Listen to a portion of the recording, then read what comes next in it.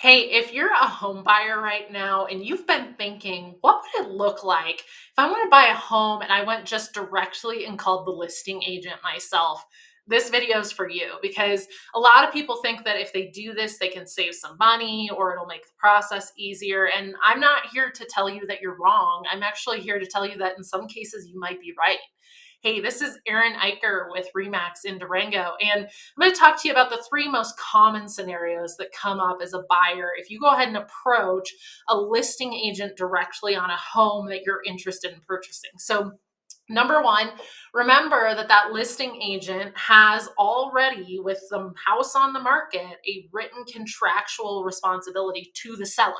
So if you, as the buyer, call that listing agent to ask questions about the house, asterisks here, be very careful about how much you share, because until you have a written agreement with them, they are required to and have an obligation to their seller to share anything that they find out about you that might impact the seller in some way. So their obligation is to the seller until you have a written agreement. So it's okay to call and ask for information, and the listing agent might say, yep, no problem. I'm going to do what's called transaction broker this deal, and I'm going to move into the middle. So I'll have a written agreement with my seller, I'll have a written agreement with you, buyer, and my role is really to protect the integrity of the transaction and make sure that everybody's playing by the rules. They cannot guide either side on what to do. They have to stay very, very neutral in facilitating the purchase of the home moving forward. Now, everybody gives something up in that case, right? The seller is giving up guidance from their agent. The buyer is giving up guidance because you're not going to have a designated agent for you. And yes, there are times when listing agents might be willing to work with you and reduce their commission amount because their role is changing. Not always, but sometimes. The second thing that could happen is that you could go and they could say, hey, I have a way too close of a relationship with this seller. There's no way that I can possibly be a neutral party in the middle. And so, buyer, you need to go find your own representation. Someone else needs to be in your corner as your agent because that's what's best for my seller and me. And then you, as the buyer, have the choice to go find your own buyer's agent. And that buyer's agent is going to have a determination on what their compensation looks like, and they should be talking to you about it. So you get, in that case, typically the most amount of support and representation, the guidance in your corner.